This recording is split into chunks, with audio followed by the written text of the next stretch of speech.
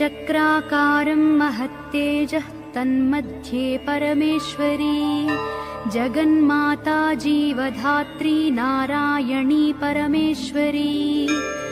व्यूहतेजोमयी ब्रह्मानन्दिनी हरिसुन्दरी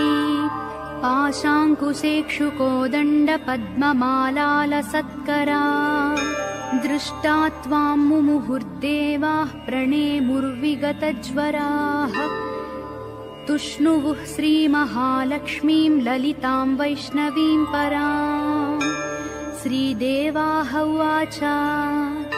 जय लक्ष्मी जगन्मातः जय लक्ष्मी परात्परे जय कल्याणनिलये जय सर्वकलात्मिके जय ब्राह्मी महालक्ष्मी ब्रह्मात्मिके परात्मिके